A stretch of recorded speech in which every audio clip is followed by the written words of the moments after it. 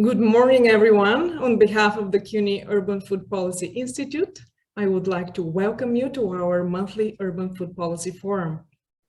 We are delighted to begin the new year with an event on such an important topic and in the company of exceptional guest speaker, panelists, and moderator. Today's forum focuses on the newly published book by Dr. Fielding Singh, How the Other Half Eats, the untold story of food and inequality in America. A brilliant contribution to an acutely important topic, today perhaps even more than in recent history. So what we have planned for you today is a short introduction of the book author and forum participants by our guest moderator, Dr. Maggie Dickinson, who is assistant professor at CUNY Gutman Community College and faculty fellow at the CUNY Urban Food Policy Institute, and also recent author of Feeding the Crisis, Care and Abandonment in America's Food Safety Net.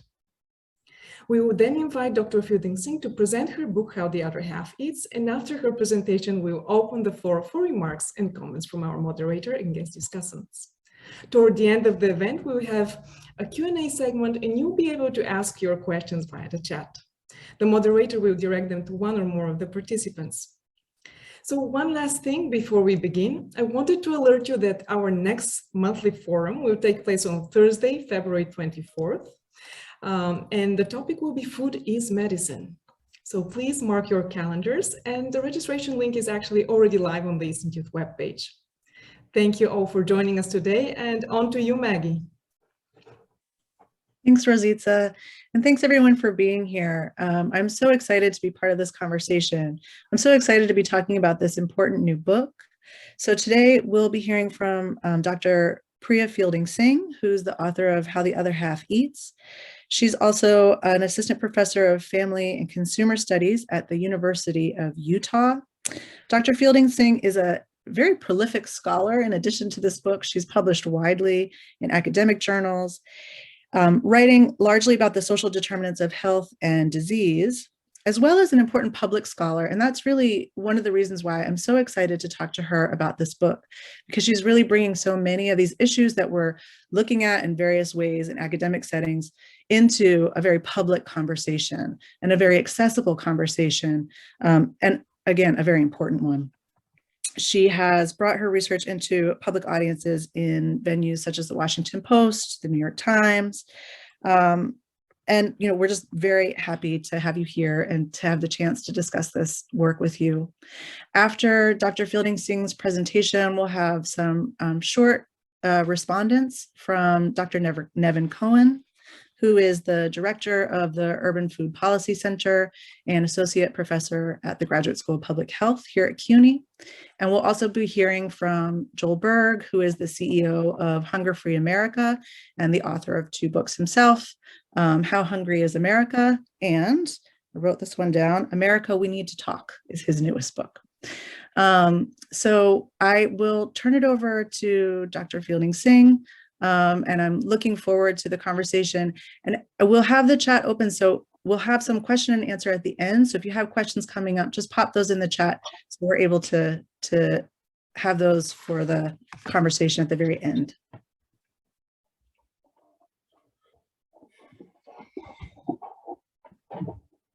Okay, perfect. Can you see my screen? Okay, great.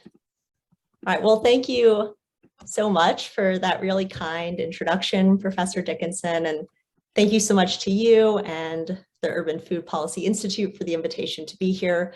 I'm really excited to have the opportunity to discuss some of my research with you all today, and especially to get to discuss the work with such esteemed discussants like Dr. Dickinson and Dr. Cohen and Mr. Berg, and an audience that I know is also so invested in and working on these issues as well.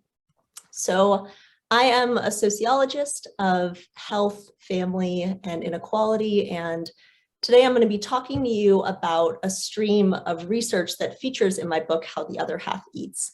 And in this research, I draw on years of field work that I conducted on families' diets to examine how the symbolic meanings that food holds to mothers across the income spectrum help shape what goes on their children's plates, and are also really central to understanding the inequalities in food and nutrition that we see in this country. So before I begin, I want to give you a heads up that there are a few points in my talk where I'll also be showing intentionally blank slides, so not to worry if that my PowerPoint has stopped working. And I want to start by sharing a story with you about a mother that I interviewed as a part of my research. So Faye Bautista was a low-income single mother who had emigrated from the Philippines to the Bay Area in the early 1990s. And at the time that I met her, Faye was going through a really rough patch. 2 months earlier, she'd been laid off from her job as a janitor. And a few weeks after that, unable to keep up with the rent, Faye had been evicted from the apartment that she and her 16-year-old daughter, Melanie, called home. Now, fortunately for Faye, a friend knew of a shared apartment with a few spare rooms. So Faye rented 2 of those out, giving one to Melanie and sharing the other with her boyfriend. The evening I met Faye, she and I sat kitty corner at the kitchen table in her apartment. Faye was collecting unemployment benefits, which helped pay the rent, utilities, and their cell phones. And the rest of the money, Faye told me very matter-of-factly, went to buying Melanie takeout for lunch and dinner. These 2 meals, Faye estimated, cost her around $30 a day. About 20 minutes into our conversation, I watched Melanie walk from her room where she was doing her homework into the kitchen, her arm outstretched and her palm up. And I watched Faye place the dollar bills in her daughter's hand. We spend a lot of money for food, Faye told me, whatever Melanie wants. In that moment with Faye, I found myself thinking about so many low-income mothers I'd interviewed whose spending in certain moments echoed Faye's, and I grappled with 2 questions. First, why would someone like Faye put almost all of her disposable income toward relatively expensive takeout when she could, in theory, spend a fraction as much on a cheaper meal? And second, how can Faye's choices help us understand how other families in America, those with more and those with fewer resources than her, eat? By the end of this talk, my objective is to provide you with a few answers to both of those questions. But first, perhaps a question you're currently asking yourself is, why was I sitting down with Faye in the first place? So when I was a PhD student interested in researching health disparities, I was repeatedly struck by one disparity relating to something I did, something every single one of us does multiple times a day. And of course, I'm talking about diet disparities. I was struck by the glaring disparities in the nutritional quality of what families eat in this country, disparities that affect both adults and children alike, disparities that have existed for decades, and disparities that routinely privilege higher income, higher educated white Americans over those with less income and less formal education and people of color. For instance, compared to adults with higher incomes, lower income individuals consume fewer fruits and vegetables, more sugar-sweetened beverages, and they have lower overall diet quality. They're also significantly more likely to experience food insecurity. That is, they're more likely to not have consistent, reliable access to enough food to eat. Why do these disparities matter? Well, they matter because of just how much our diets matter for our health and well-being. Disparities in our nutritional intake help drive broader health disparities across society. And a low-quality diet is consistently linked to multiple chronic diseases, including cardiovascular disease, high blood pressure, several types of cancer, and type 2 diabetes. In fact, in the US, a low-quality diet is the leading cause of mortality, causing 500,000 deaths per year. This is all to say that on the most basic level, what we eat is literally a matter of life and death. And the seriousness of this matter means that there's an urgency in answering the question of what drives nutritional inequality. That is, what accounts for the dietary gap between the most and the least privileged in American society. Now, about a decade ago, a number of academics, policymakers, and food advocates alike began to coalesce around a central answer to this question. And they proposed that differences in access to healthy food fundamentally drive differences in diet. And scholars tended to focus on two kinds of access. The first was geographic access, and most people are really familiar with this concept of geographic access because of its association with the term food desert. And the basic thrust of this argument is that there are spatial disparities in families' access to healthy food, with lower income and families of color more likely to live in neighborhoods without supermarkets or fresh fruits and vegetables. And the idea, of course, is that if you struggle to physically get a hold of fruits and vegetables, it's going to be much harder, if not impossible, to eat a healthy diet, especially when compared to those who have ready access to these things. The second type of access was financial, with the basic argument here being that over the past 30 years, on a calorie basis, healthy food has become more expensive than unhealthy food. So for lower income families with less money to spend on food, forgoing a pricier but arguably more nutritious stir fry in favor of a cheaper but arguably less nutritious cheeseburger makes perfect financial sense. The popularity of the food access arguments was in many ways spurred by the Let's Move campaign to reduce childhood obesity that began in 2010, and that largely popularized the idea that childhood obesity stemmed in part from inadequate geographic food access. And the argument had wide appeal because it offered a really straightforward, actionable solution. If access was the problem, then the fix was clear: open supermarkets in low-income communities. The result would be that families' nutrition would improve and obesity rates would fall. And so eliminating food deserts became a central element of the campaign. And over the next decade, pretty Herculean policy efforts followed to increase low-income communities' access to healthy food. But if the goal of those efforts was to improve families' diet quality and reduce obesity, then these initiatives' impacts were surprisingly disappointing, as researchers showed that increasing food access did little, if anything, to actually improve families' diets.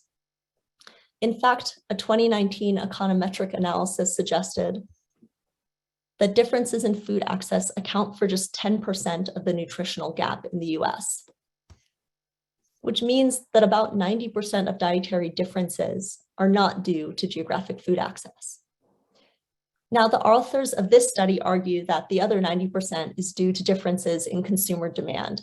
And prior scholarship points us toward many key factors that could yield such demand-side differences, from disparities in health or nutrition literacy, to differences in education, to inequalities in time available to buy and cook healthy food, as well as really important differences in exposure to targeted marketing from the food and beverage industry.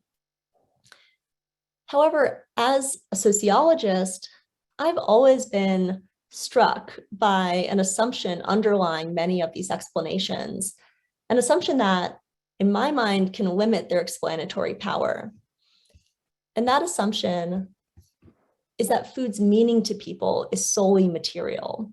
That is, that people eat just to nourish themselves and to physically survive. And under this assumption, it should be relatively easy to change families' dietary behaviors. All you have to do is replace a fast food establishment with a full-service supermarket, and people will individually change how they eat to reflect that broader structural change. Now, certainly on the most basic level, physical survival is what food is about, but we all know that food is about so much more than that. Food doesn't just have material meaning to us. Food also carries tremendous symbolic meanings to us. By that, I mean that what we eat serves really critical social, cultural, and emotional functions in our lives. We eat to connect with others. We eat to show love and affection. We eat to remember who we are and where we came from and what we believe in. And so because we know that food carries tremendous symbolic meaning to us, in my mind, more deeply understanding what helps drive nutritional inequality in America requires answering two related research questions. So first, how do families vary in the symbolic meanings they assign to food? That is, what does food mean to families across society? And second, how do these symbolic meanings shape how families eat? That is, how does what food means to families shape what goes on their plates? So to answer these two questions, I conducted a qualitative study on families' dietary practices. And for me, as a mixed method social scientist, someone who uses both qualitative and quantitative methods, in my research, my choice of qualitative methods here was really strategic. Given the open-ended research questions I'd laid out, I chose methods that would allow me to generate new insights about families' diets from the ground up. And to do that, I collected two data sets. So the first consisted of in-depth interviews among 75 families. And I say among because within each family, I conducted a separate private interview with at least one parent and one adolescent. And I decided to focus on families with adolescents because, as many of you know, the teenage years represent an especially vulnerable period for diet quality and diet-related disease. I interviewed 25 high, 25 middle, and 25 low-income families. And within those families, I interviewed a number of parents and children. In total, I conducted 160 interviews for this portion of the study. And in addition to these interviews, I gathered ethnographic data within 4 families that I selected from my interview sample. And these are the 4 families whose story really feature prominently and lead the narrative in my book. For months, I lived alongside these families, embedded in their everyday experiences. I observed families as they went about all kinds of activities, from back to school nights to Sunday morning church services. I attended birthday parties, chopped fruit at kitchen counters. I sat in the drive-thru and I stood outside food banks with them. And my goal through this kind of deep on-the-ground observation was to understand the role that food played in their lives and the meaning that it took on given their very different environmental contexts.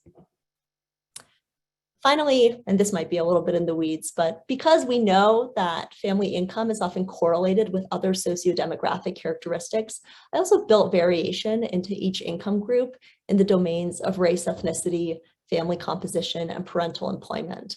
So for instance, within the high income group, I had Black, Latinx, Asian, white, and multiracial families, those with 2 parents and those with 1, those with dual working parents and those with stay-at-home one.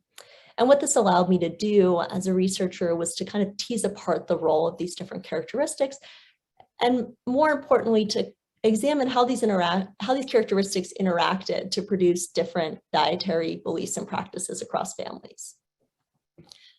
Overall, I collected an extensive data set, which I analyzed using qualitative content analysis, and I'm really happy to answer any specific questions about my methods in the Q&A. As the site for my research, I chose a place known for inequality, the San Francisco Bay Area, a place where the top 1% of income earners make 44 times more than everyone else, a place where, in doing this research, I interviewed extended families living in their RVs, just a stone's throw from those living in multi-million-dollar mansions. It's a place where I recruited families standing in food bank lines, just blocks from where others were dining in Michelin star restaurants. And while the Bay Area's juxtaposition of affluence and poverty can feel extreme, it's also increasingly characteristic of American life. In an age of rising inequality, the region has been more of a trendsetter than an outlier. And so while the families in my study lived in the Bay Area, the story I'm going to tell you today is one that I'll propose is actually an American story. And today's story is also one of socioeconomic and racial inequality, and it's one that centers on mothers who in modern American society still remain children's primary caregivers, as well as the parent responsible primarily for grocery shopping, meal prepping, and cooking. There are a number of stories to tell from this data, many others I tell in the book, but today's story really focuses on the meaning that food takes on to moms trying to feed their kids.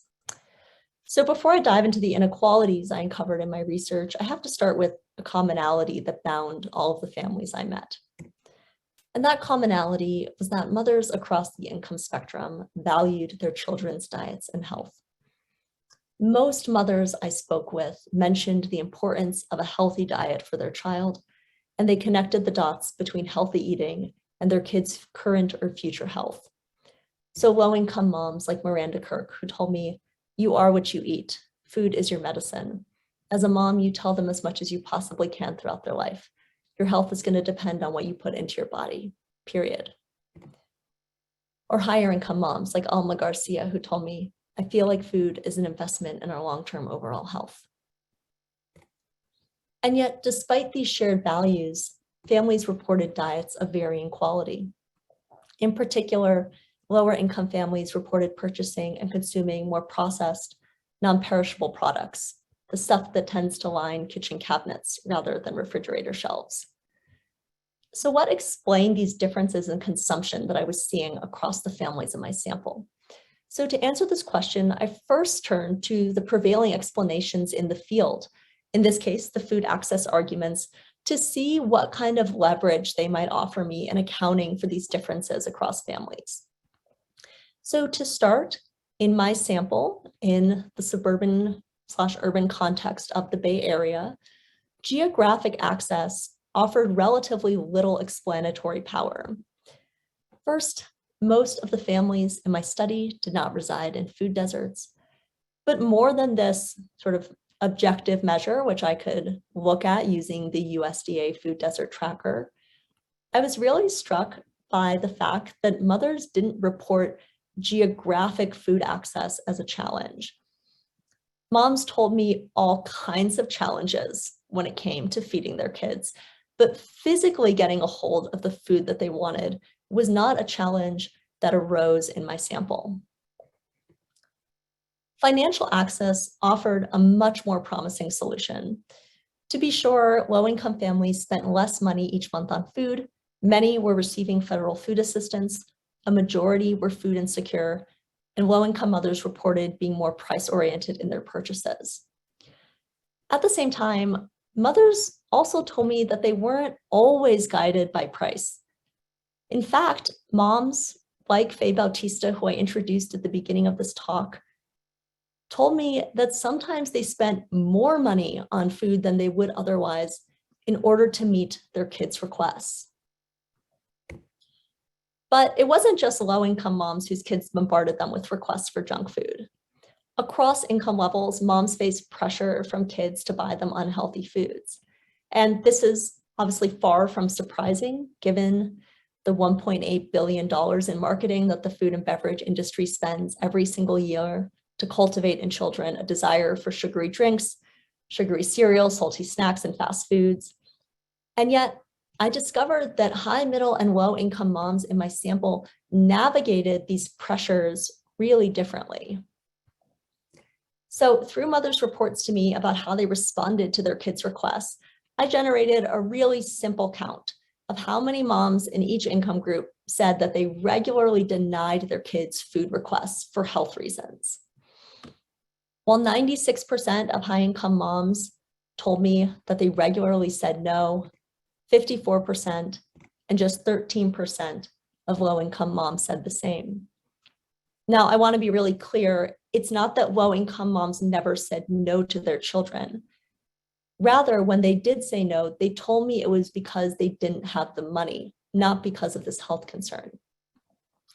Together, my analysis of mothers' reports and explanations paired with my ethnographic observations generated a new finding about the dietary differences across families.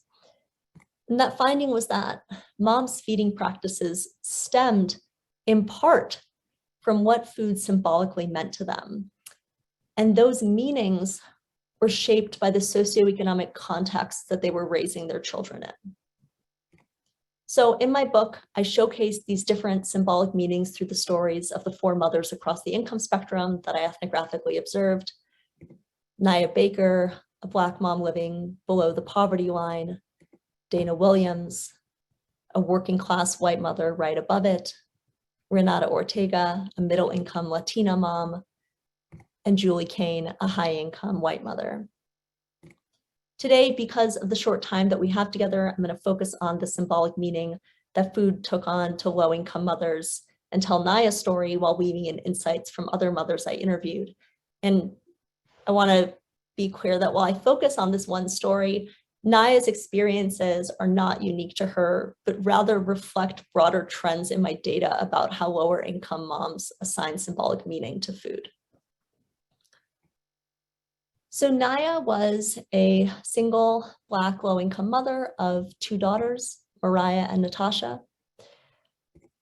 And the November day that I met Naya, the 2 of us found ourselves standing outside of a social service agency at 6 o'clock in the morning, both bundled up to brave the 40-degree weather, which is cold in California. Naya was there lined up with dozens of other parents to register for a Christmas toy drive so that she would have something to give Mariah and Natasha for the holidays.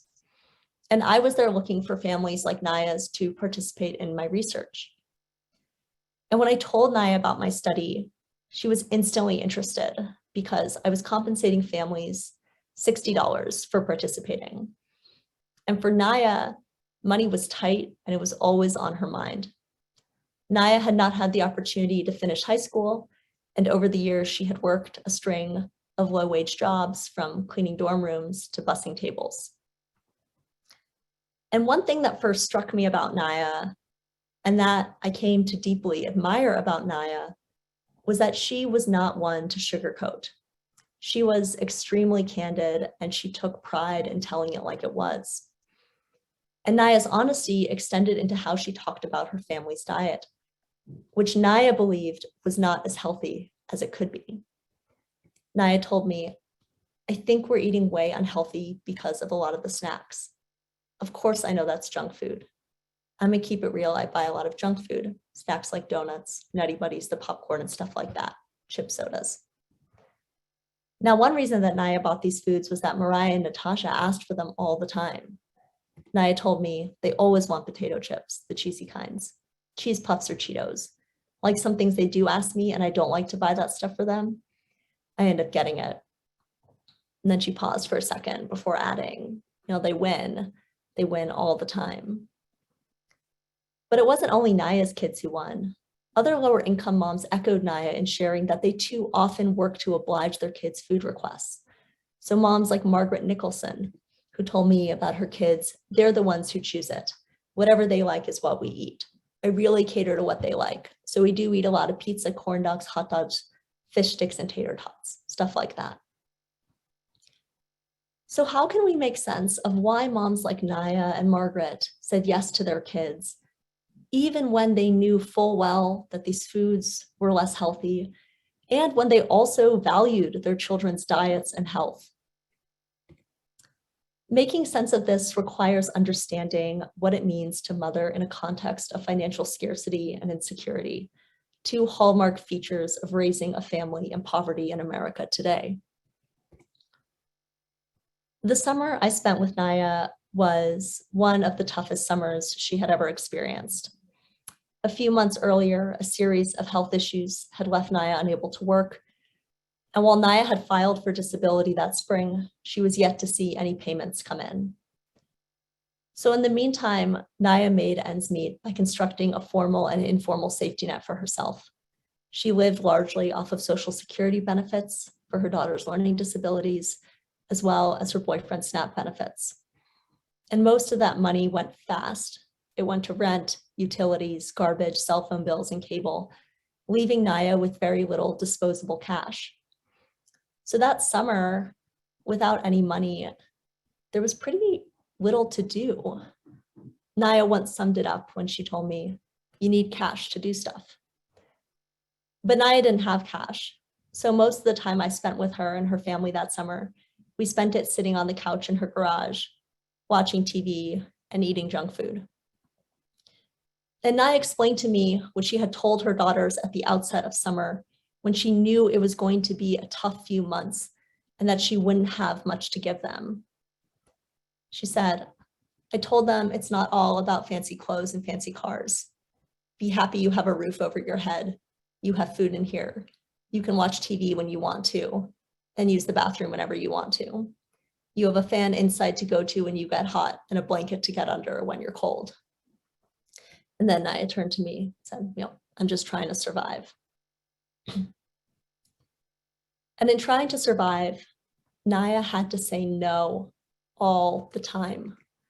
She had to say no to the big things like vacation and summer camp. And she had to say no to the medium-sized things too, like a new sweatshirt or a replacement for a shattered phone screen. And as I watched Naya say no again and again and again and again to her daughter's requests, I realized something so simple, that in a world of no, food was actually one of the few things that Naya could almost always say yes to. Naya could almost always find the buck at the bottom of her purse to buy her kids a can of soda or a bag of chips. There was almost always a sofa cushion that could be overturned to reveal a few coins that could help buy a candy bar. And so when Naya could say yes, she did say yes. Like later that afternoon, when we went to the supermarket and Natasha asked for this, Naya said yes. Or another afternoon when we drove by a Starbucks and Mariah wanted this, Naya said yes. And every single time the ice cream truck turned the corner toward Naya's house and that familiar jingle grew gradually louder in volume, Naya instinctively gave each of her kids a buck to go get whatever they wanted. Now, as much as Naya's desire to say yes to her children's requests stemmed from a longing to provide for her kids, that desire simultaneously stemmed from something else. And that something else relates to the kind of mom that Naya wanted to be, the kind of mom that most mothers in this country aspire to be. In the US, we share really deeply held beliefs about what makes women good mothers. Sociologists refer to these beliefs as the ideology of intensive mothering, a coin termed in the 1990s by the sociologist Sharon Hayes to describe the unreasonable, unattainably high standards to which mothers are held in this country. The intensive mothering ideology specifies that good moms must act as their kids' primary caregivers. Good mothering is centered around the child. It's labor intensive, it's resource demanding. Good moms are self-sacrificing. They put their kids' needs before their own to ensure their kids' well-being and happiness. And good moms, according to society, are generally regarded as white, married to men, and affluent. This is all to say that being a good mom in the US is a highly exclusionary ideal, attainable to some and only through the greatest amount of resources and the highest levels of selflessness and devotion. And yet, despite being out of reach, research shows that moms across society aspire to intensive mothering. Naya knew that the color of her skin and the lack of wedding ring on her finger meant that she would never fit society's definition of a good mom. And she was reminded of that every single day of her life, whether in her pediatrician's office or in a meeting with her social worker. But self-sacrificing and child-centered, these were things that she and other low-income moms could work for.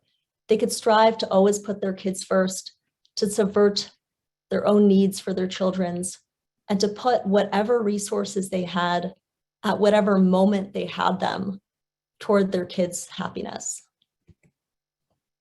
For mothers like Naya, saying yes to food reflected her deep commitment to intensive mothering. The daily act of saying yes and bringing a smile to her daughters' faces offered Naya a chance to feel like a good mom. It suggested to her that maybe she was a better, more confident mother than the world generally cast her as. You see, for parents like Naya who were raising their kids in poverty, financial scarcity yielded a scarcity of opportunities to provide for children. And that meant that there was a scarcity of opportunities for moms to communicate love to kids, to show them that they saw them, they heard them, and they could not only give them what they needed, but also some of what they wanted. One mom summed up the symbolic potency of food in this context when she told me about her daughters. The way I feel about food is like, if they need food and they're hungry, then I'm gonna buy it. I don't care how much money's in my pocket. I'll spend my last $20. One day they'll know I love them and that's all that matters. if she wants a $2 candy bar, I get it for her if I have it. So deep was this desire to make kids happy amidst scarcity that both low-income moms I observed, Naya and Dana, put most of the compensation they received for participating in the ethnography portion of this study directly to their children. Naya and Dana each received $300 in cash at the end of the observations. And in both instances, they took $200 of that money and split it between their two daughters. Naya, for one, gave Mariah and Natasha each $100 and told them to spend it however they wanted, which they did. They went to the mall and went on a very small spending spree and had what Naya told me was the best week of their entire summer. This is a woman who I once saw haggle with a cell phone agent to get a couple bucks off her cell phone bill. And she took $200 and gave it to her daughters just to give them a few days of happiness. Then Naya paid off a bill. She put some gas in the car, and then she said yes to herself with a bag of Doritos and an 18-pack of beer. Dana got a haircut, and she took her eldest daughter out to sushi. It's also interesting to note that neither Naya nor Dana considered spending the money, as some might think they should or would have, to buy healthy food for their families. For these mothers, within the context of such extreme financial scarcity, the symbolic punch of saying yes to their kids was worth far more than any healthy meal. So, in contrast to how low-income moms are often cast, I found that moms like Naya used food to be responsible caregivers, to show their kids that they love and care for them, and to demonstrate their maternal worth to themselves and others. But food symbolic meaning shapes how they accomplish this goal. So for lower income moms, food can be a symbolic antidote in a context of financial scarcity. Moms can use food to buffer their kids against hardship and to compensate for other forms of deprivation. And in doing so, they can find daily evidence that they are worthwhile caregivers. And so understanding how families' contexts can shape what food means to them can also help us evaluate foods like this, not just from a public health or a nutritional standpoint, but also from a sociological one. Giving your kid a bag of Cheetos can actually be a genuine display of love and care when understood within a context of financial insecurity and scarcity. The question, though, is if food's meanings are in part driving food choices, then what can we do about it? How can we intervene? And so that's where I want to end today's talk. And to this question, I'd like to propose 3 avenues forward, although there are certainly many more that exist. And in the first 2 of these, I want to suggest that we consider intervening with children, because my research shows that rather than parents unilaterally deciding what families eat, kids, especially in low-income families, can often through their preferences fundamentally shape what gets eaten at home. And so how can we shift kids' preferences, and in doing so, families' diets? So first, we can intervene with marketing food and drinks to kids. Why were the kids in my study nagging moms for junk food in the first place? Well, one reason is that the food and beverage industry spends billions of dollars every year making them want that food. And it specifically targets low-income Black and Latinx kids in that marketing. So regulating that marketing would benefit all families, but it would especially help low-income ones, because if kids weren't inundated with ads for tasty, unhealthy treats on TV, billboards, and their phones, they would stop asking their parents for them nonstop. And this would actually give parents and moms in particular a fighting chance at being able to feed their kids what they want, rather than what corporations are pushing on them. We can also intervene where kids spend most of the week and where 31 million children consume meals every single day. We can fund and support schools to become hubs of nutritional nourishment and education, not only by reducing their exposure to junk food by banning marketing within school walls, but also by offering nutritious and appealing meals to kids and helping to cultivate in kids a taste and a preference for healthier foods. Rather than putting the responsibility of making kids like broccoli and carrots squarely on mom's shoulders, schools could potentially help flip the script. What if parents went to their kids? What if kids went to their parents and asked for more nutritious foods? The moms that I met would definitely work hard to say yes to those requests too. But finally, if scholars continue to find evidence that living in poverty and affluence shapes the meaning of food itself, then the solutions we really need are the ones that actually help shift food's meanings for low-income families in America. And by that, I mean, we need sweeping structural reforms that strengthen the safety net for struggling families.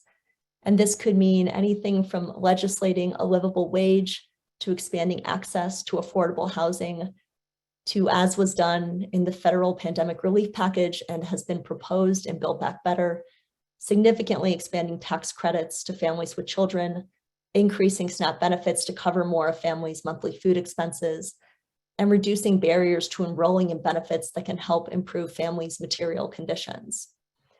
If we can enact policies that effectively and enduringly lift families out of poverty, then we can also shift the meaning of food. We can make it so that a bag of Cheetos is just a bag of Cheetos, rather than a potent symbol of love and care amidst a backdrop of scarcity. So I will end there. Thank you all so much for your time today, and I look forward to being in conversation and to answering your questions as well. Thank you so much. Thank you, Priya. That was fabulous. So I just have a few comments and questions that I hope we can get to in the discussion, and then I'll turn it over to Nevin and Joel. First, I just want to say one of the things that I most appreciate about this book is that it's actually a deeply feminist book. And that comes through, although that's not foregrounded in the writing, it comes through so clearly, and it came through so clearly in your talk today. Because mothers are blamed for so much when it comes to, well, everything, but in particular, diet-related inequalities.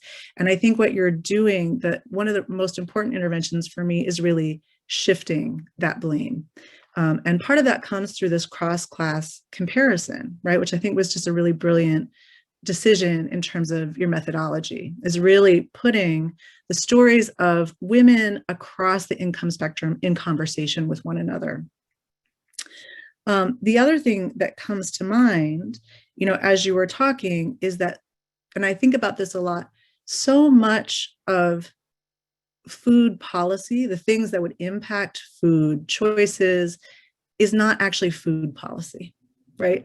So income policy, we've saw this in the pandemic, when people get money, they eat better, right? It's not rocket science. It's not necessarily food policy, but it has a huge impact. The other thing that struck me is the lack of public resources. So this pressure to constantly say no.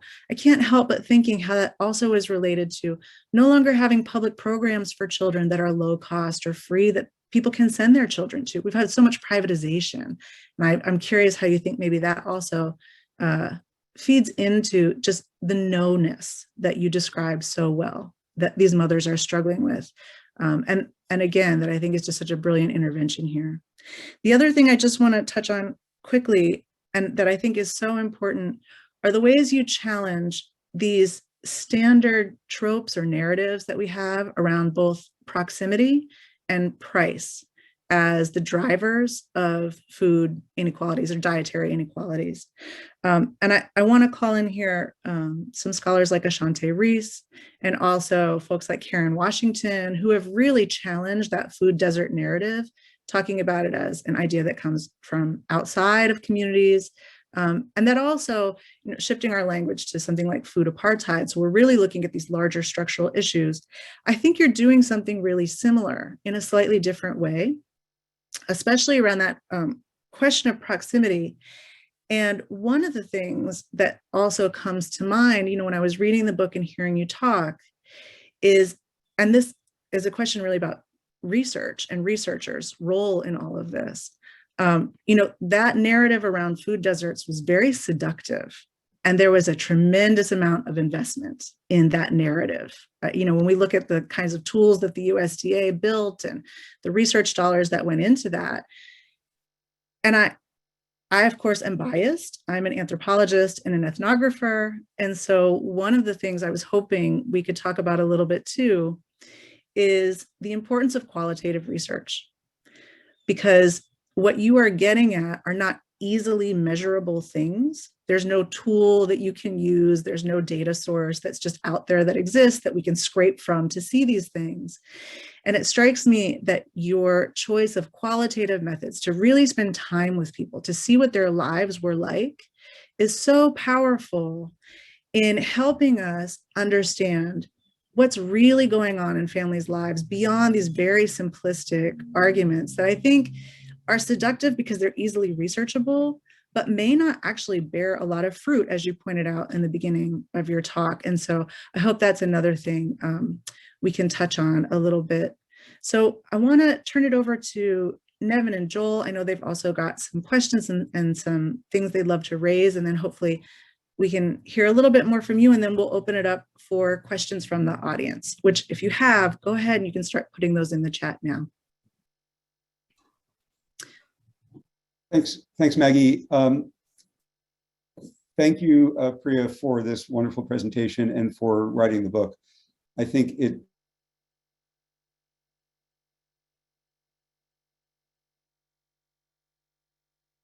is a groundbreaking, which I'm located in public health, because I think it's really important for public health practitioners and researchers to understand the value of lived experience in assessing interventions and designing interventions to address malnourishment and food insecurity.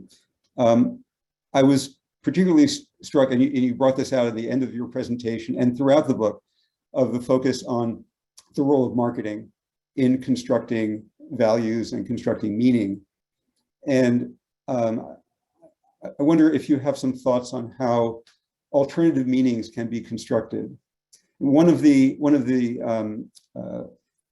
approaches that some public health researchers have taken in trying to understand how meaning can be deconstructed in communities is to look at positive deviance in a community. Were there any participants in your study who figured out ways to sort of counteract the power of marketing to construct the values and meanings in the foods that their children were asking them for? I also think an important element of the book is in deconstructing the many tropes that we use in public health to try to understand how to transform the food system. And one of those is the notion of time scarcity. And I thought it was really important that you highlighted the importance of time quality in the lives of the families that you studied. And I wonder if you could speak a little bit more about time quality versus simply assessing time constraints and their potential for inhibiting home cooking and other elements of healthy family life. So I'll leave it there. I think that there are lots of elements of the book that we can unpack, and I hope that we get to that in the discussion. So thank you again. I'll turn it over to Joel.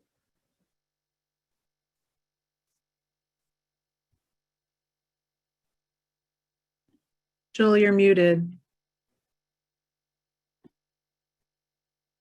Rookie mistake. Everyone go out and buy this book if you don't have it already. It's one of the most important books on food policy written in decades. And this is not just a theoretical discussion. I was just on a hearing the other day about food deserts in New Jersey, and they're spending all this money on food deserts, and person after person came up and said the problem is that low-income people just don't know how to cook. And shop. So I have a few comments, but before that, I have a question for Dr. Fielding Singh. So I think both the data overall and the narrative in your book is pretty compelling that physical location alone is not the prime determinant of food choices. But I think the data is far less conclusive. I think your book was far less conclusive that price wasn't a factor, particularly price compared to income and price compared to disposable income. Can you talk about that just a little? Yeah, I think that's an accurate read on it. I mean, I think that we have compelling data showing that, like, on a purely calorie basis, healthy food is more expensive than unhealthy food. But I think what kind of gets lost in the conversation is how, when someone is living under food insecurity and running through their SNAP benefits in, the first 2 weeks of the month, how a really strong emphasis on calorie maximization can make a lot of sense. And, trying to get more food for less money is really motivated by that broader context. So I think that's right. I'm trying to complicate the price thing a little bit in saying, of course, like, low-income families spend less money on food. They spend a larger share of their income on food. But if it was just about price, then you can't actually fully make sense of a lot of spending behaviors, because why the cheapest meal, the cheapest kind of diet you could live on would be like a diet of rice and beans, and you eat that every single day for a month. And you can probably fit that within a SNAP budget, but that's not in touch with how people actually live or think or feel about food, or the role that it plays in their lives. And so the price narrative, I think, has been kind of drilled down to, like, is healthy food more or less expensive? And I think that's actually shifting our attention away from the question of why would someone choose to buy less healthy foods for more money, or not just go on a diet of rice and beans. And that's where I'm trying to bring in this broader context to help make sense of that and complicate that narrative a little bit. Right, and I think in your book you document and talk to this just a little, that you just focused in this talk on parents buying unhealthier food for their kids because the kids wanted it, but sometimes the parents ate it along with their kids, did they not? Yes, definitely. Yeah. So the only point I make is I think, too many of my friends in the nutrition community take the discussion of pleasure out of this discussion whatsoever, and look at nutrition as just a Jetson style, nutrition pill. No, this is for poor people. For themselves, food's all about pleasure. And there's this double standard. Some yuppie I meet who's gonna have a 1,500 calorie artisanal, pork belly dish is just incensed that a low-income person would have a 160 calorie Coke, right? And once I wrote, the only thing that upper middle class white people who happen to be liberal share with upper middle class white people who happen to be conservative is the belief that low-income people should live more virtuously than they do. And so I think what you pointed out is really, really vital for public policy, and everyone should read it. Dispels a few myths. And I think, as you point out, and the data shows, in my experience, a few decades working on this, that it's a combination of price, physical convenience, and time convenience, and all these emotional and cultural and other issues. And of course, we focus on this on low-income people. There are plenty of wealthy people who eat junk food, too. And the difference between weight of low-income people today and wealthy people today is not as great as the difference between everyone 50 years ago and everyone today. And so the changes among low-income families are more pronounced, but similarly, long-term trends. And I agree with you 1,000%, that the top change is public policy, increasing wages, making housing more affordable so people have more money left over for food, changing the safety net. I disagree just a little in how much sort of changing the minds of kids is going to change this. When I was a kid, I don't believe I ever saw a Pop-Tart ad, and I preferred Pop-Tarts to broccoli. And even in, developing countries and rural areas that don't have a lot of marketing, kids like sugary stuff. And I think, the power is to empower parents to be able to have other choices. There are some countries in Scandinavia that have banned junk food marketing, and I don't know that that's appreciably, reduced, consumption. Tufts did a great study showing school meals are now the healthiest meals kids eat a day. And I don't know that that means that the kids are then going home and saying, I want more of the steamed tofu. They may want something they couldn't get in the healthier environment. So I think it's important to educate kids along with parents, but I would, just slightly argue that we don't want to put too much emphasis on that, the broader environment. And just to add, if you've ever been to a meeting where you ate breakfast and you weren't expecting to have a donut, and that, remember the time we had in-person meetings back in the ancient times, and there was a donut on the table. I don't know about you, but I might have had that donut that I wasn't planning to have just because it was right in front of me. And so the combination of price and environment and convenience and how that builds into culture is I think, absolutely critical. So just thank you again for this really, really vital piece. And I don't know if you want to respond any more to what I said. Yeah, thank you so much. Thanks so much, Joel and Nevin and Maggie. Would it be helpful to kind of maybe take a couple of comments from each person and respond? Is that what I was going to say? We just threw a million questions at you. So if you want to take just a few moments and respond to whatever strikes you, and then we have some questions starting to come in the chat as well. So yeah, if you want to pick your favorites there, and then we'll start taking some questions from the audience. Okay, that sounds great. I'll start with you, Maggie. Thank you so much for the really close reading that you did of the book and your comments.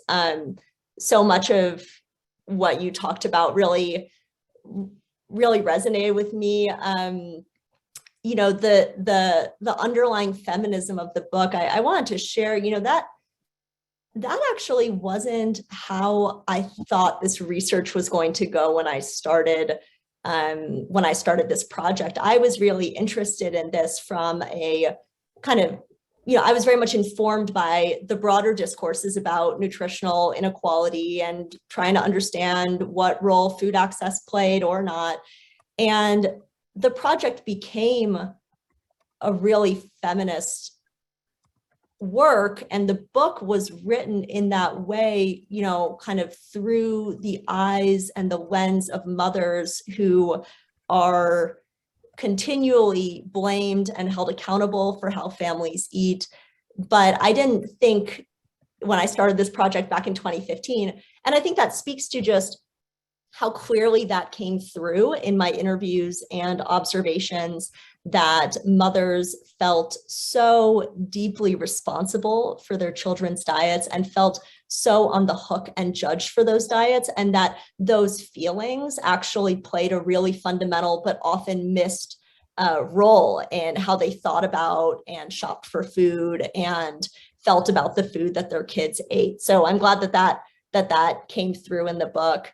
The use of qualitative methods too, for me, and as I'm sure for you as an anthropologist, felt so important for understanding this issue. And at the time that I was starting this work, there was there was a bit of research starting to come out that maybe the food desert argument wasn't as much of a solution as we, thought, or, putting supermarkets into low-income communities wasn't going to solve the whole issue. But I didn't see a lot of work being done back then. Now I feel like there's a lot more work coming out, but at the time about what else could be going on.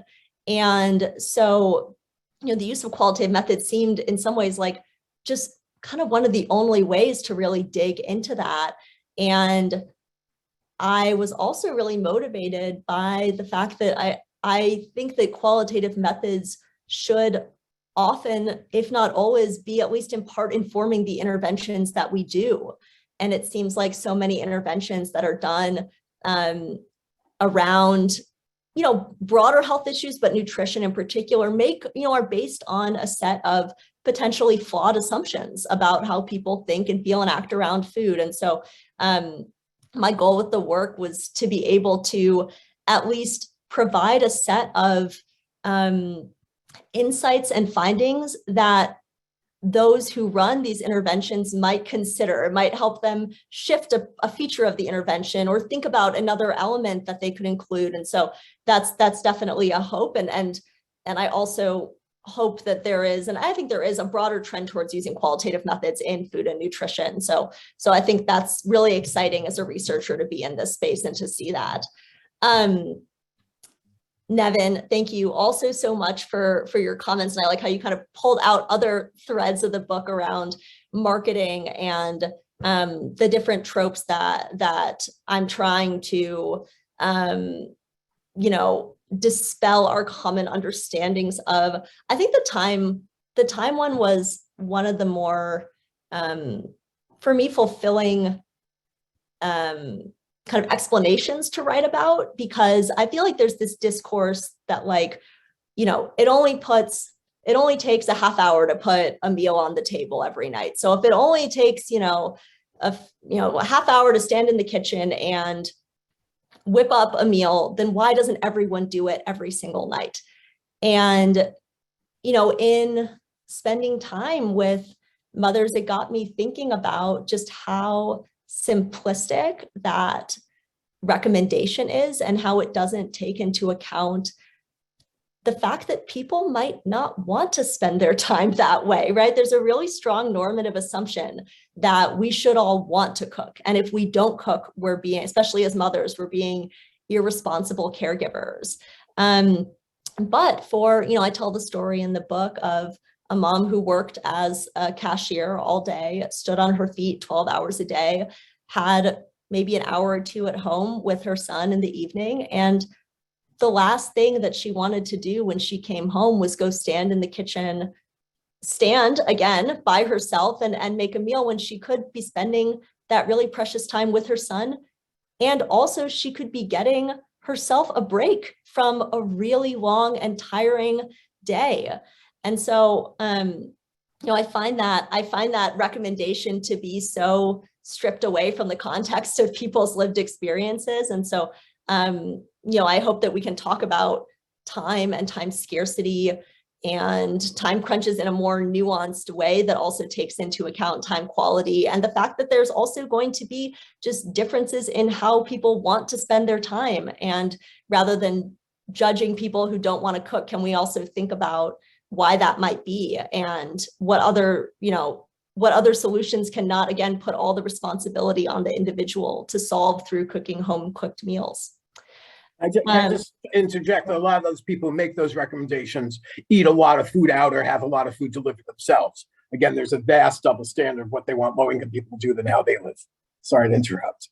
No, that's actually a very helpful interruption, because I was just going to come to you, Joel, and to also thank you for your comments and to touch on this double standard point that is just so pervasive in our discussions of diet and food and inequality, as though only people who have a lot of resources deserve to have pleasure in what they eat, deserve to be able to go out for a meal that isn't the most healthy or nutritious, but that when low-income folks do the exact same thing, they're deemed as spending money frivolously, as not caring about their health. And so, yeah, I'm glad that kind of comes through in the book too, trying to call out that double standard. And I talk about it in the book related specifically to, what moms feed their kids, and how when a higher income mom feeds her kid, some Cheez-Its, she can kind of write it off as like, oh, I'm not like, a helicopter mom. I'm kind of laid back. I'm cool. Like, I'm not trying to, control my kids' diets. And she has sort of the liberty of, she's given the benefit of the doubt. Whereas when a low-income mom does the exact same thing, instantly she's judged for not caring about her child's health. And in many instances, in my study, moms are feeding their kids some of the same things. Like, as I kind of try to point out in the book, it's not that high income kids and families aren't eating any processed food or junk food. That's absolutely not the case. Processed food is a really big part of all of our diets. But some of the practices around that processed food, some of the attitudes towards that food are really really classed and really different. And that relates to these broader contexts that mothers are raising their kids in. And I also, I very much hear your point, Joel, about marketing to kids. I really think about solutions as kind of these two arms that need to work in tandem. Of course, the social safety net and the lifting of individuals and families out of poverty via these broader social policies that, as Maggie, you point out, are food policies, even if they're not framed as food policies. But then I also do think about food system reforms and things like, for me, universal school meals, which happened in the pandemic and are now, is now being passed into law in states like California and Maine. Like, that's an extremely exciting policy change for me, because it can work to address things like food insecurity in children by providing them with 2 meals a day. But I think it also has the opportunity to address nutritional inequality to the degree that those meals can be improved even more. Not to say that kids won't still want some junk food, but if we can ensure that 2 of the meals they have every day are with more health promoting foods, then I think that that's an exciting change that I'd like to see. So I hear your skepticism, and I don't think any of these singularly would work, including banning marketing, but I think that we kind of have to pull all the levers that we have at our disposal if we want to move the needle. So thank you, all 3 of my amazing discussants, for those comments. And I'm not sure how you wanted to do audience Q&A, Maggie. So we have questions coming in on the chat. Okay. So I'll just be kind of reading those out for everyone. And then Priya, we can take them. And if the other panelists want to jump in, if there's something that strikes you, please do. The first question I see here is from Caitlin Smith. And she is asking, how can food pantries and food banks be a stronger part of the solution to end food inequality? And I guess one of the things she's maybe asking here is, what are the implications for your research for those types of institutions, which we know have grown tremendously, even just in the past few years with the pandemic? Yeah, that's a great question. I mean, I think that the work that food banks and food pantries do, and gosh, that they've done in the pandemic to meet the growing hunger and need for food assistance, is just tremendous. I guess that perhaps a kind of unsatisfying answer that I have to that question is that I don't necessarily think that food banks and food pantries can ever do the extremely hard overarching work of ending food inequality or nutritional inequality in this country. I think that, in America, we have come to accept that hunger is in part at least addressed through food banks and food pantries, and individuals and organizations in that space have risen to that challenge and assumption. But in my mind, the solutions to the problem are really going to come more so from these federal and state social policies and from government accountability. And because we know that, the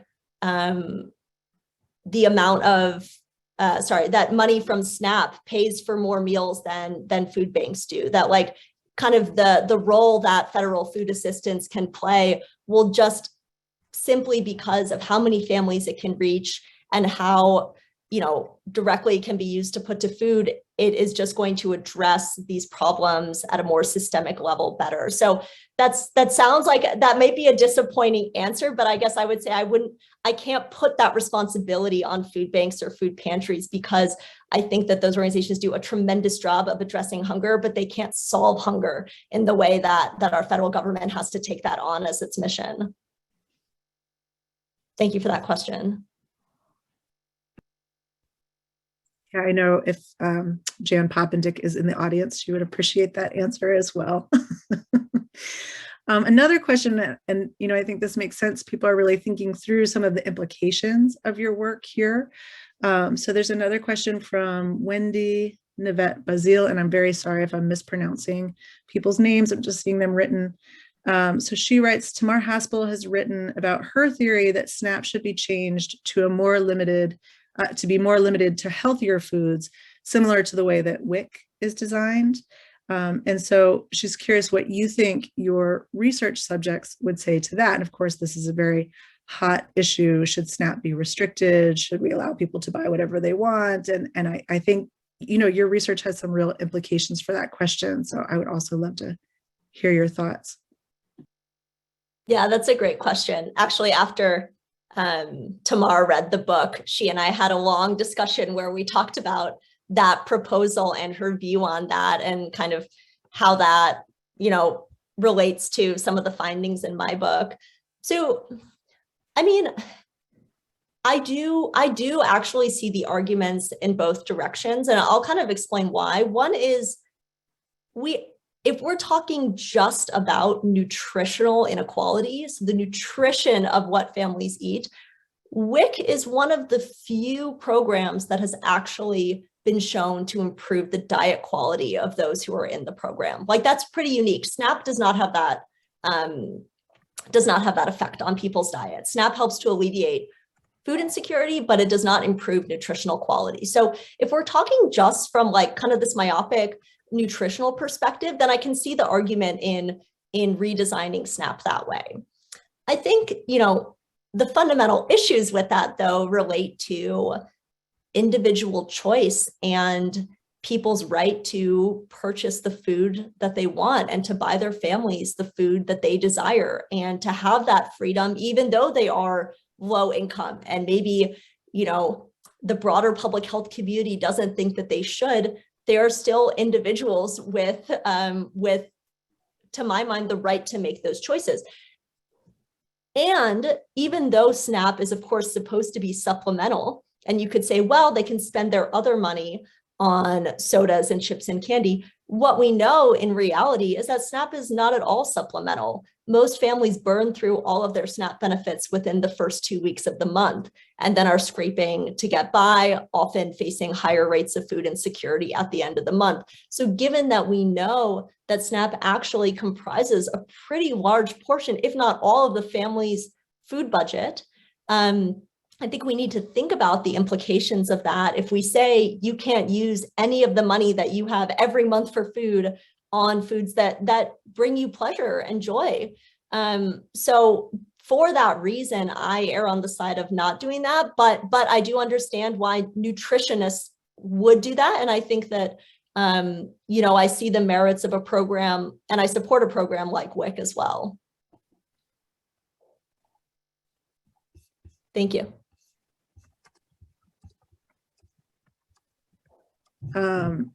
Just looking through here, there's another question I'm sort of curious about as well. So your research has a lot of implications around the sort of broader political context of income inequality. And I know it wasn't necessarily a focus of the book or what you present in the book, but Emilio Tavares has this question. Could you speak to how aware of the political context your participants were, and how they saw maybe some of those structural issues? Were they civically engaged? Was that something that came up, and what that maybe looked like? Yeah, I really love that question. I would say for the most part, it's really hard, I think, for any one family to see the forest for the trees. So they had a sense of how they were doing. And a lot of people that they were close to in their social network were in kind of similar means, had similar means as well. And so I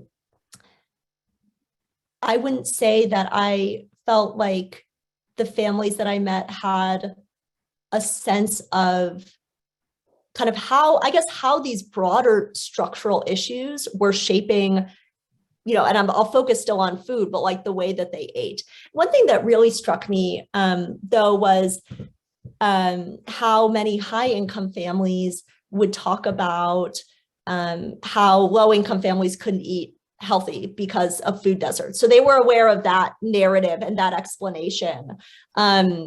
But I think they still didn't have a really great grasp on the way that inequality had shaped their own experience or was shaping the food experiences of families with really different means beyond these kind of like, you know, being able to repeat these broader circulating discourses around food deserts, for instance.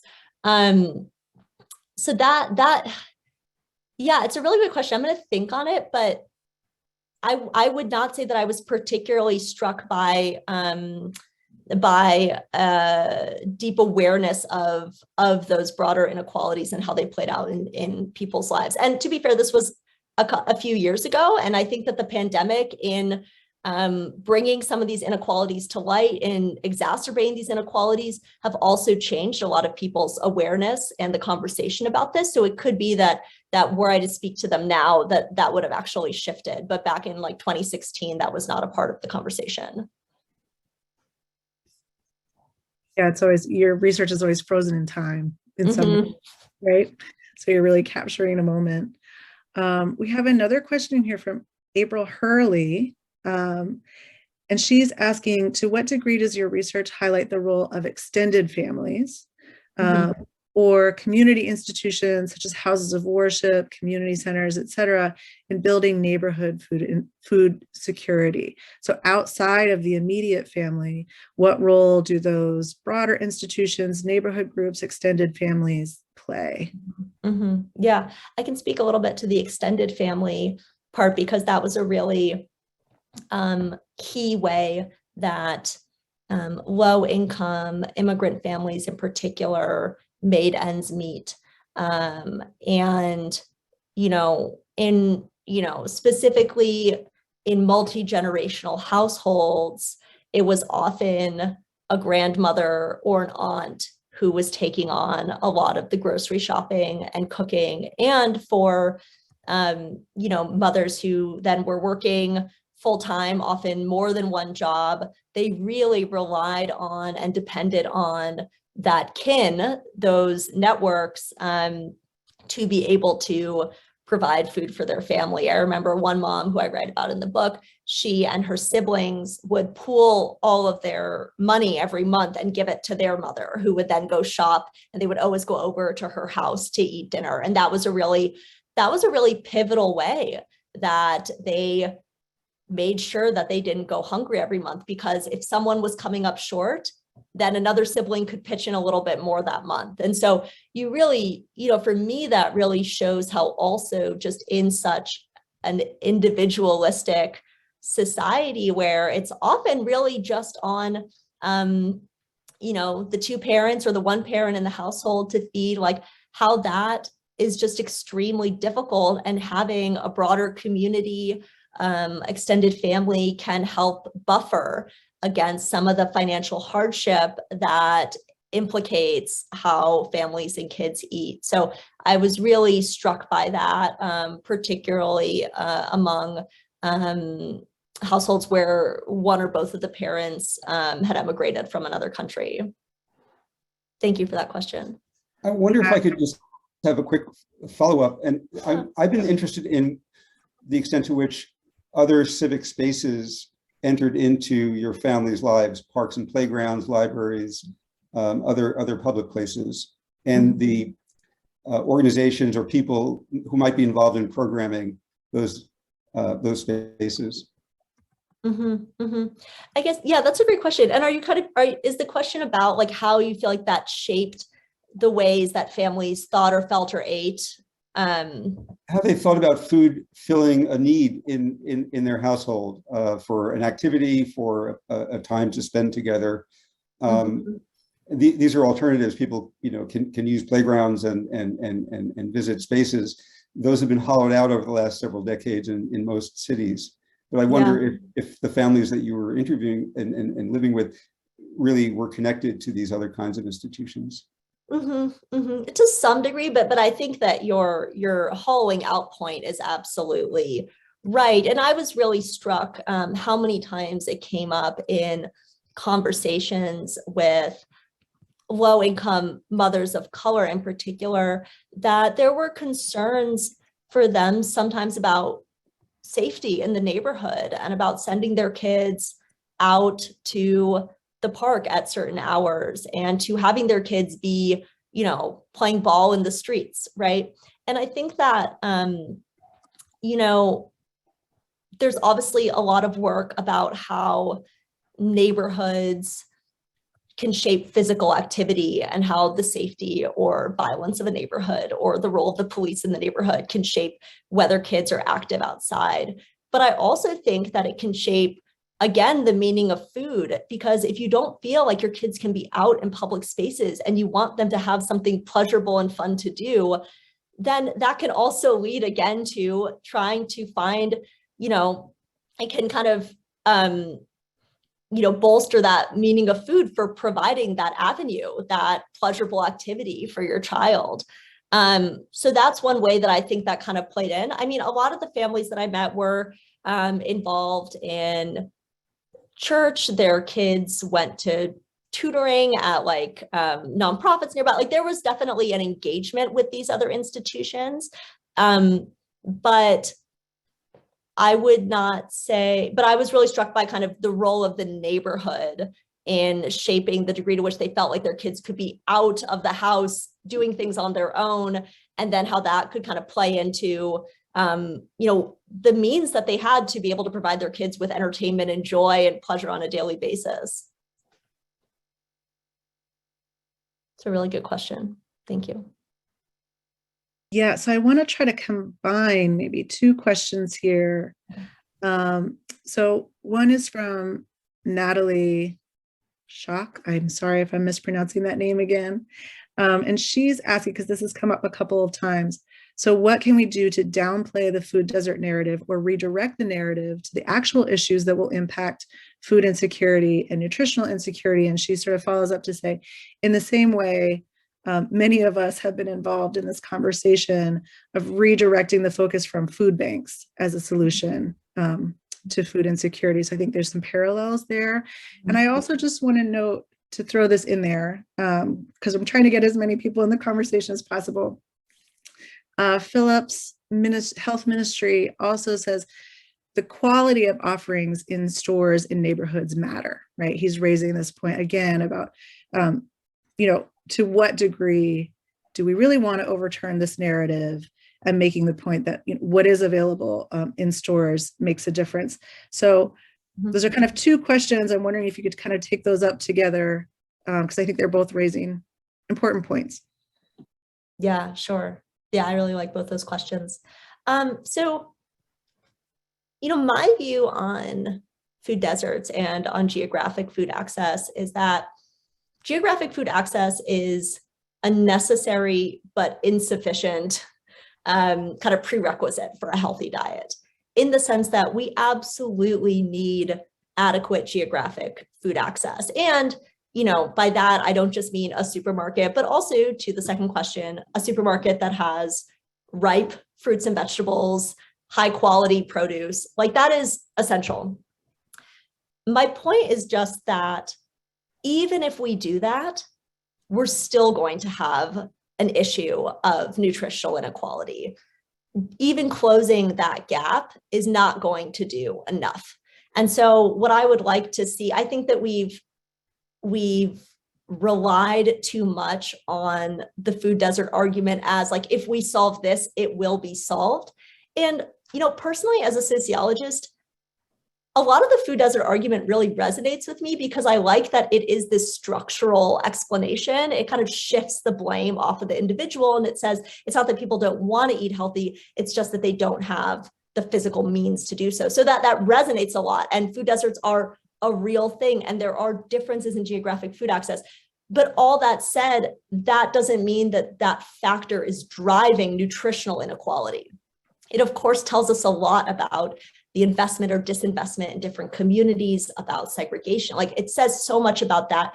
But if our goal is to reduce nutritional inequality, then we need to move beyond that. And so I would like to see a conversation that talks about what I think of as, you know, these broader constellation of hardships that are, of course, related to food access, but have more to do with things like affordable housing and livable wages and medical leave. And, again, things that are not often explicitly connected to food, but have such a profound impact on someone's ability to feed themselves and their family the way that they want. And so, my one hope with the book, I have a lot of hopes, but if readers and people who are listening can take away that we can't just hang our hat on the food desert argument, that we need to move that conversation further, which is something that all of us can do when we hear it come up in conversation, as it's often thrown around,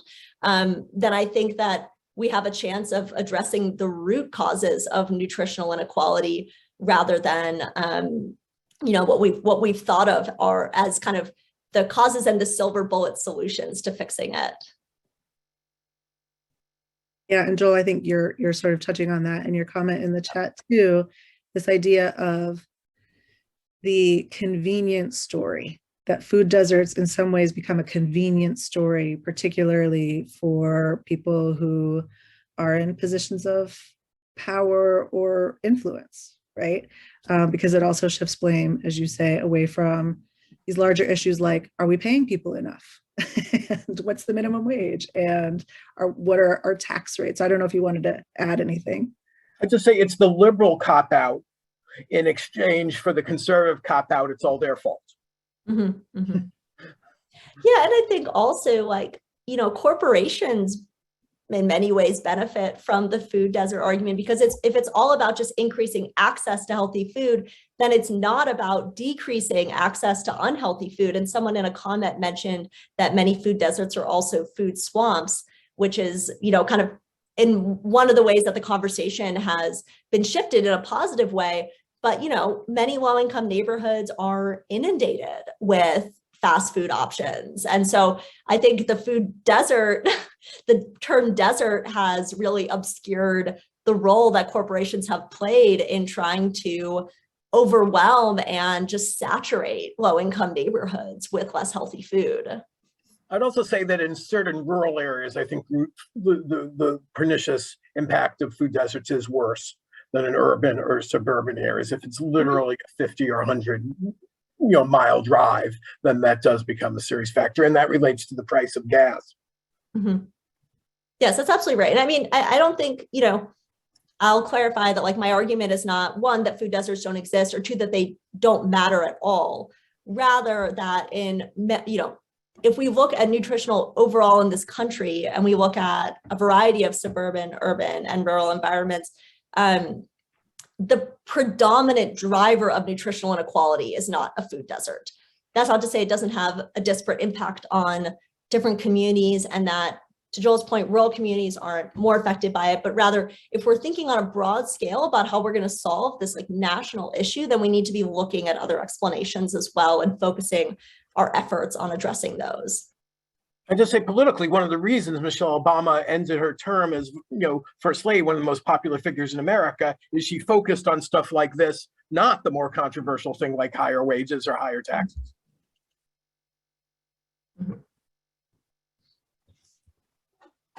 So we just have a minute left, and I'm looking to see if we have just a quick final question here. I do want to just acknowledge Claudia Wald is sharing some reflections here in the chat about her own experience working with foster kids, where she's saying that rice and beans came up earlier, and that was a complaint of the children that she worked with, that they felt like their foster parents didn't care when that was being served, and that it's these other foods, right? So it's very resonant with the kind of findings that you have. And there's just this last quick question from Suzanne Weltman. What are the implications for your research to influence the content of federally funded nutrition education programs? We have these programs like SNAP Ed and the EFNEP. And so, in terms of nutrition education, because I think that's where a lot of people here are maybe coming from, what do your findings imply for how we should be thinking about nutrition education? Yeah, great question. I mean, I think that work is so important. I think, one thing that comes through in my research is just the role of joy and love and pleasure and how important that is in how we choose what to eat and how we choose what to feed and to buy for those we love. And so, you know, nutrition education programs, I would say, are up against a really, like, you're fighting a really hard fight because of the food environment that we live in. And I admire those efforts so much.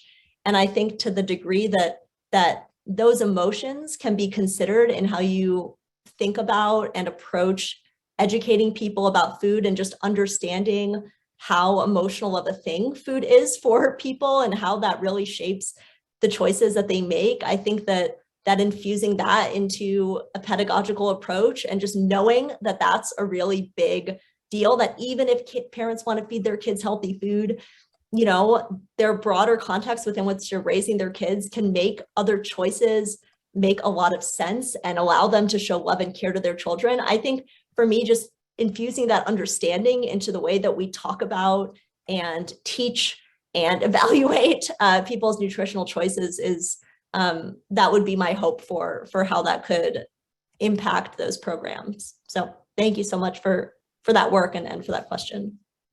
Yeah, that's beautiful. It's funny that right after you started answering, this question came in from August Rucksteshall asking, how can we incorporate the idea of joy, which seems to be lacking in food policy discussions so often? And I think you really just spoke to that. And it's a very important takeaway from your book. So thank you. And thank you everyone for coming, for sharing this time with us. This has been wonderful. Yeah, Rosita, did you have any final words? I just wanted to thank Dr. Fielding Singh. This was fabulous. Thank you so much for sharing your work, your wisdom, you know, this kind of granular understanding of the experiences of families and mothers with food insecurity and all those different dimensions that sometimes get neglected or lost in some of the most dominant or prominent narratives.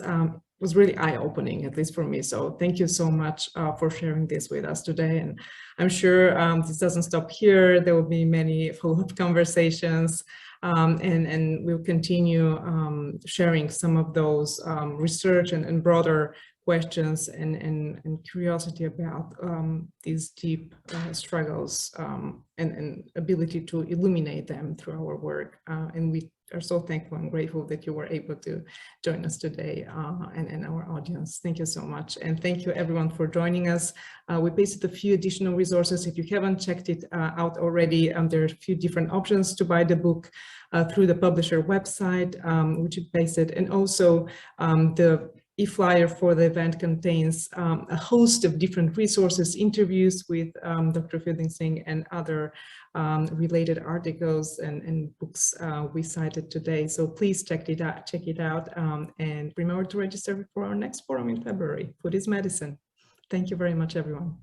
Have a great rest of your day. Thank you all so much. Thank you.